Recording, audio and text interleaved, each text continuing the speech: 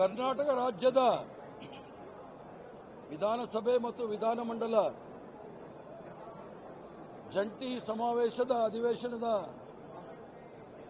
ಈ ದಿನ ನಡೆದಂಥ ಘಟನೆ ಕರ್ನಾಟಕ ರಾಜ್ಯದ ಕರಾಳ ಇತಿಹಾಸವಾಗಿ ಭಾರತೀಯ ಜನತಾ ಪಾರ್ಟಿಯವರು ಸೃಷ್ಟಿ ಮಾಡಿದ್ದಾರೆ.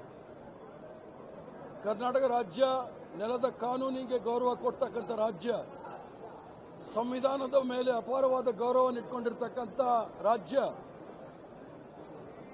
ಸಂವಿಧಾನಿಕ ಪದವಿಯಲ್ಲಿ ಇರ್ತಕ್ಕಂಥ ರಾಜ್ಯಪಾಲರು ಅಂತ ಹೇಳಿದಾಗ ಸಂವಿಧಾನದ ಮುಖ್ಯಸ್ಥರು, ಸಂವಿಧಾನವನ್ನು ಕಾಪಾಡ್ತಕ್ಕಂಥವರು ರಾಜ್ಯಪಾಲರು. ಇವತ್ತು ನಡೆದ ಘಟನೆ ಕರ್ನಾಟಕ ರಾಜ್ಯದಲ್ಲಿ ಒಂದು ಕರಾಳ ಇತಿಹಾಸವನ್ನು ಸೃಷ್ಟಿ ಮಾಡಿದೆ. ಕರ್ನಾಟಕ ರಾಜ್ಯಕ್ಕೆ ಮಸಿಯನ್ನು ಬಳಿಲಿಕ್ಕೆ ಪ್ರಯತ್ನ ಭಾರತೀಯ ಜನತಾ ಪಾರ್ಟಿ ನೇಮಿತ ತವರ್ಚಂದ್ ಗೆಲಾಟ್ ರವರು ಇವತ್ತು ಮಾಡಿರ್ತಕ್ಕಂಥದ್ದು, ಕರ್ನಾಟಕ ರಾಜ್ಯದ ಜನತೆಗೆ ಅಪಮಾನವನ್ನು ಮಾಡಿರ್ತಕ್ಕಂಥದ್ದು. ಸಂವಿಧಾನದಲ್ಲಿ ಇರ್ತಕ್ಕಂಥ ಆರ್ಟಿಕಲ್ 176(1) ಅದರ ಪ್ರಕಾರ ಸಂವಿಧಾನದಲ್ಲಿ ಬಹಳ ಸ್ಪಷ್ಟವಾಗಿ ಗವರ್ನರ್ ಅವರ ಅಧಿಕಾರವನ್ನು ಬಹಳ ಸ್ಪಷ್ಟವಾಗಿ ಹೇಳಲಾಗಿದೆ. ಕೌಲ್ ಅಂಡ್ ಶಕ್ದರ್ ಅಂತ ಹೇಳಿ ಪಾರ್ಲಿಮೆಂಟರಿ ಪ್ರಾಕ್ಟೀಸ್ ಅಂಡ್ ಪ್ರೊಸೀಜರ್ ಅದರಲ್ಲೂ ಸಹ ಬಹಳ ಸ್ಪಷ್ಟವಾಗಿ ಹೇಳಿದ್ದಾರೆ. ಯಾವ ಸರ್ಕಾರದ ಕ್ಯಾಬಿನೆಟ್ ತೀರ್ಮಾನ ಮಾಡಿ ಒಂದು ಸಂದೇಶವನ್ನು ಗವರ್ನರ್ ಮೂಲಕ ರಾಜ್ಯಕ್ಕೆ ಹೇಳಲಿಕ್ಕೆ ಅವರು ಮನವಿ ಮಾಡ್ತಾರೆ, ಅದನ್ನು ಅಕ್ಷರಶಃ ಅಲ್ಲಿ ಸದನದಲ್ಲಿ ಓದ್ತಕ್ಕಂಥ ಕೆಲಸ ಗವರ್ನರ್ ಮಾಡಬೇಕಾಗಿತ್ತು. ಗವರ್ನರ್ ಅವರು ಇವತ್ತು ಸಾಂಪ್ರದಾಯಿಕವಾಗಿ ಬಂದು ಏನು ಸರ್ಕಾರ ಕ್ಯಾಬಿನೆಟ್ ಅಲ್ಲಿ ತೀರ್ಮಾನ ಮಾಡಿ ಭಾಷಣವನ್ನು ರೆಡಿ ಮಾಡಿ ಕೊಟ್ಟಿದ್ರು, ಅದನ್ನು ಸಂದೇಶವನ್ನು ತಯಾರು ಮಾಡಿ ಕೊಟ್ಟಿದ್ರು, ಅದನ್ನು ಸಂಪೂರ್ಣವಾಗಿ ತಿರಸ್ಕರಿಸಿ ಅವ್ರದೇ ಆದ ಭಾಷಣವನ್ನು ಓದಿದ್ದಾರೆ. ಈಗಾಗಲೇ ಸುಪ್ರೀಂ ಕೋರ್ಟ್ ತಮಿಳುನಾಡು ಗವರ್ನರ್ ವಿಚಾರದಲ್ಲಿ ಮತ್ತು ಇನ್ನೂ ಹಲವಾರು ಗವರ್ನರ್ಗಳ ವಿಚಾರದಲ್ಲಿ ಬಹಳ ಸ್ಪಷ್ಟವಾಗಿ ಹೇಳಿದ್ದಾರೆ. ಗವರ್ನರ್ ಅವರು ಎಕ್ಸ್ಟ್ರಾ ಕಾನ್ಸ್ಟಿಟ್ಯೂಷನಲ್ ಅಥಾರಿಟಿ ಏನೂ ಅಲ್ಲ. ರಾಜ್ಯಪಾಲರು ಕರ್ನಾಟಕ ರಾಜ್ಯದ ಅಥವಾ ರಾಜ್ಯ ಸರ್ಕಾರದ ಕ್ಯಾಬಿನೆಟ್ ಏನು ತೀರ್ಮಾನ ತೆಗೆದುಕೊಳ್ಳುತ್ತೆ ಅದರ ಸಲಹೆ ಮೇರೆಗೆ ಅವರು ಕ್ರಮ ತೆಗೆದುಕೊಳ್ಬಹುದೇ ವಿನಃ ಅವರು ಸ್ವತಃ ಯಾವುದೇ ರೀತಿಯ ಅಧಿಕಾರ ಅವ್ರಿಗಿಲ್ಲ, ಯಾವುದೇ ರೀತಿಯ ಕ್ರಮ ತೆಗೆದುಕೊಳ್ಳಿಕ್ಕೆ ಆಗೋದಿಲ್ಲ, ಅವರ ಮನಸ್ಸು ಬಂದಂಗೆ ಸ್ವೇಚ್ಛಾಚಾರವಾಗಿ ಮಾಡಲಿಕ್ಕೆ ಆಗೋದಿಲ್ಲ ಅಂತ ಬಹಳ ಸ್ಪಷ್ಟವಾಗಿ ಹೇಳಿದೆ.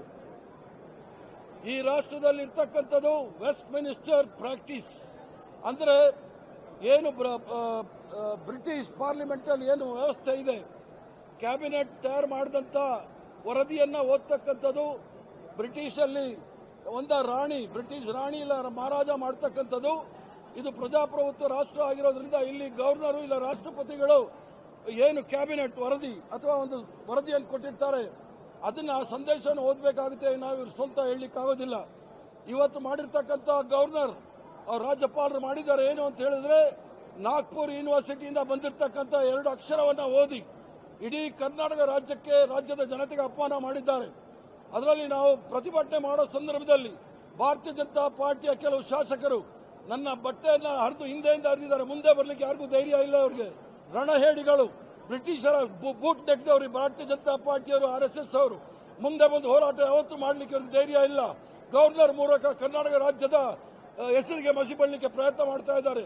ಒಂದು ಪ್ರಗತಿಶೀಲ ರಾಜ್ಯ ಅನಿಸ್ಕೊಂಡಿರ್ತಕ್ಕಂಥದ್ದು, ಅತಿ ಹೆಚ್ಚಿನ GST ಕೊಡ್ತಕ್ಕಂಥ ರಾಜ್ಯ ಅನಿಸ್ಕೊಂಡಿರ್ತಕ್ಕಂಥದ್ದು, ಸಿಲಿಕಾನ್ ವ್ಯಾಲಿ ಅಂತ ಅನಿಸ್ಕೊಂಡಿರ್ತಕ್ಕಂಥದ್ದು, ಧರ್ಮ ನಿರಪೇಕ್ಷಿತ ರಾಜ್ಯ ಅಂತ ಅನಿಸ್ಕೊಂಡಿರೋದು, ಸರ್ವ ಜನಾಂಗದ ಶಾಂತಿಯ ತೋಟ ಅನಿಸ್ಕೊಂಡಿರ್ತಕ್ಕಂಥ ರಾಜ್ಯಕ್ಕೆ ಗವರ್ನರ್ ಅವರಿಗೆ ಭಾರತೀಯ ಜನತಾ ಪಾರ್ಟಿಯವರು, RSS ರವರು ಕರ್ನಾಟಕ ರಾಜ್ಯಕ್ಕೆ ಮಸಿ ಬಳ್ಳಲಿಕ್ಕೆ ಪ್ರಯತ್ನ ಮಾಡ್ತಾ ಇದ್ದಾರೆ.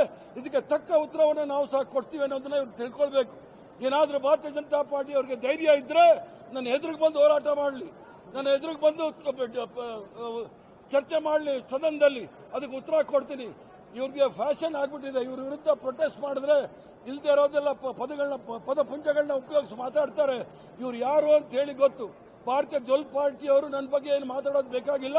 ಇನ್ನೂ ಸಹ ಈ ತರ ಮುಂದೆ ಹೊಡೆದ್ರೆ ಇನ್ನು ಯಾವ್ಯಾವ ರೀತಿ ಪ್ರತಿಭಟನೆ ಎದುರಿಸಬೇಕಾಗೋದು ಇವ್ರು ನೋಡಬೇಕು. ನಾವೇನು ನಾಗ್ಪುರ್ ಯೂನಿವರ್ಸಿಟಿಯಿಂದ ತಯಾರಾಗಿರ್ತಕ್ಕಂಥವ್ರಲ್ಲ, ಬೆಂಗಳೂರು ಯೂನಿವರ್ಸಿಟಿನಲ್ಲಿ ತಯಾರಾಗಿರ್ತಕ್ಕಂಥವ್ರು. ಇವ್ರಿಗೆಲ್ಲ ಸರಿಯಾದ ಉತ್ತರವನ್ನು ಕೊಡ್ಲಿಕ್ಕೆ ನಮ್ಗೆ ಧೈರ್ಯ ಇದೆ, ಶಕ್ತಿ ಇದೆ, ಆ ಒಂದು ನೈತಿಕತೆನೂ ಇದೆ ಅನ್ನೋದನ್ನ ಇವ್ರಿಗೆ ಸ್ಪಷ್ಟವಾಗಿ ಹೇಳಲಿಕ್ಕೆ ಇಚ್ಛೆ ಬೀಳ್ತೇನೆ. ಬಿಜೆಪಿ ಅವರು ಗೂಂಡಾವರ್ತನೆ ಮಾಡಿದ್ದಾರೆ, ರಾಜ್ಯಪಾಲರ ವಿರುದ್ಧ ಅವರು ಅಡ್ಡಿಪಡಿಸಿದ್ದಾರೆ. ಮೊದಲನೇದಾಗಿ HK ಪಾಟೀಲ್ ವಿರುದ್ಧ ಕ್ರಮ ಆಗಬೇಕು, ಇದನ್ನು ನಾವು ಮಂಡಿಸ್ತೇವೆ ಮತ್ತೆ ಖಂಡನೆ ಮಾಡ್ತೇವೆ ಅಂತ ಹೇಳಿದ್ದಾರೆ. ಈಗ ಭಾರತೀಯ ಜನತಾ ಪಾರ್ಟಿನೇ ಅದು ಗುಂಡ, ಭ್ರಷ್ಟಾಚಾರ, ವ್ಯಭಿಚಾರ ಪಾರ್ಟಿಗಳು. ಇವರು ನಮ್ಮ ಮೇಲೆ ಗುಂಡಾಗಿರಿ ಅನ್ನೋದೇನು ಹೇಳಬೇಕಾದಿಲ್ಲ. ಪ್ರತಿಭಟನೆ ಭಾರತೀಯ ಜನತಾ ಪಾರ್ಟಿಯ ಗವರ್ನರ್ ಅವರಿಗೆ ನಾವು ಗೌರವಯುತವಾಗಿ ಈಗಾಗಲೇ ನಿನ್ನೆನೇ ಅವ್ರು ಹೇಳಿಕೆ ಕೊಟ್ಟಿದ್ದಾರೆ, ನಾನು ಭಾಷಣ ಮಾಡೋದಿಲ್ಲ ಅಂತ ಹೇಳಿ. ಇಲ್ಲಿ ಬಂದ ಮೇಲೆ ಅವರು ಗೌರವಯುತವಾಗಿ ಭಾಷಣ ಮಾಡಬೇಕಾಗಿತ್ತು. ಭಾಷಣ ಮಾಡದೆ ಹೊರಗಡೆ ಹೋಗುವಾಗ ನಾವು ನಮ್ಮ ಹಕ್ಕು, ಅದನ್ನ ಪ್ರತಿಭಟನೆ ಮಾಡಿದ್ದೀವಿ. ಎಲ್ಲಾದರೂ ಟಿವಿನಲ್ಲಿ ಯಾರಾದರೂ ಗುಂಡಾಗಿರಿ ಮಾಡಿದ್ದಾರೆ ಅಂತ ತೋರಿಸಿ, ಗುಂಡಾಗಿರಿ ಮಾಡಿರ್ತಕ್ಕಂಥದ್ದು ಭಾರತೀಯ ಜನತಾ ಪಾರ್ಟಿಯವರು. ನನ್ನ ಬಟ್ಟೆಯನ್ನು ಹರಿದು ಹಾಕಿರ್ತಕ್ಕಂಥದ್ದು ಹಿಂದೆಯಿಂದ ಬಂದು ಹರಿದಿದ್ದಾರೆ, ಮುಂದೆಯಿಂದ ಅಲ್ಲಿಗೆ ಧೈರ್ಯ ಇಲ್ಲ ಇವರಿಗೆ. ರಣ ಹೇಡಿಗಳು ಇವರು ಭಾರತೀಯ ಜನತಾ ಪಾರ್ಟಿಯವರು. ಯಾರು ಅಂತ ನಾನು ಹಿಂದೆಯಿಂದ ನೋಡೋಕ್ಕಾಗೋದಿಲ್ಲ. ಇದು ಭಾರತೀಯ ಜನತಾ ಪಾರ್ಟಿಯ ಕಿಡಿಗೇಡಿಗಳು ಮಾಡಿರ್ತಕ್ಕಂಥ ಕೆಲಸ ಸದನದೊಳಗಡೆ. ಮುಖ್ಯಮಂತ್ರಿಯವರು ಹೇಳಿದ್ದಾರೆ, ಘೋಷಣೆ ಮಾಡಿದ್ದಾರೆ, ರಾಜ್ಯಾದ್ಯಂತ ರಾಜ್ಯಪಾಲರ ನಡೆ ವಿರುದ್ಧ ಹೋರಾಟವನ್ನು ಮಾಡ್ತಾ ಕೈಗೊಳ್ತೇವೆ ಅಂತ ಹೇಳಿದ್ದಾರೆ. ಈ ಕಡೆ ಬಿಜೆಪಿಯವರು ಕೂಡ ರಾಜ್ಯಪಾಲರ ಸಮರ್ಥನೆಯನ್ನ ಮಾಡಿಕೊಂಡು ನಾವು ಕೂಡ ಹೋರಾಟ ಮಾಡ್ತೇವೆ ಅಂತ ಹೇಳಿದ್ದಾರೆ. ರಾಜ್ಯಪಾಲರ ಈ ನಡೆ ಸಂವಿಧಾನದ ವಿರುದ್ಧ ಇರ್ತಕ್ಕಂಥ ನಡೆ. ಸಾಂವಿಧಾನಿಕ ಪದವಿನಲ್ಲಿ ಇರ್ತಕ್ಕಂಥವರು ಯಾವುದೇ ಸಂದರ್ಭದಲ್ಲಿ ಯಾವುದೇ ವಿಚಾರದಲ್ಲಿ ಸಂವಿಧಾನದ ವಿರುದ್ಧ ಹೋಗ್ಲಿಕ್ಕೆ ಸಾಧ್ಯ ಇಲ್ಲ. ಸಂವಿಧಾನದ ವಿರುದ್ಧ ಹೋಗಿರ್ತಕ್ಕಂಥ ರಾಜ್ಯಪಾಲರಿಗೆ ಒಂದೇ ಒಂದು ನಿಮಿಷವೂ ಸಹ ರಾಜಭವನದಲ್ಲಿ ಇರಲಿಕ್ಕೆ ಯೋಗ್ಯತೆ ಇಲ್ಲ, ಅವ್ರಿಗೆ ಹಕ್ಕು ಸಹ ಇಲ್ಲ. ಕರ್ನಾಟಕ ರಾಜ್ಯದ ತೆರಿಗೆಯಿಂದ ನಡೀತಕ್ಕಂಥ ಈ ರಾಜಭವನ ಇವ್ರು ಯಾವುದೇ ಸಂದರ್ಭದಲ್ಲಿ ಇದೇ ಗಳಿಗೆ ಏನಾದರೂ ನಾಚಿಕೆ, ಮಾನ, ಮರ್ಯಾದೆ ಇದ್ರೆ ಈ ತವರ್ ಚಂದ್ ಗೆಲಾಟ್ ರವರು ತಕ್ಷಣವೇ ರಾಜೀನಾಮೆ ಕೊಟ್ಟು ಅವರು ವಾಪಸ್ ಮಧ್ಯಪ್ರದೇಶಕ್ಕೆ ಹೋಗಿ ಅಲ್ಲಿರ್ತಕ್ಕಂಥ ಅವರ ಕುಟುಂಬದಲ್ಲಿ ಇರ್ತಕ್ಕಂಥ ವ್ಯವಹಾರಗಳು ನೋಡ್ಕೊಳ್ಳಿ. ಇಲ್ಲಿ ಬೇಕಾಗಿಲ್ಲ.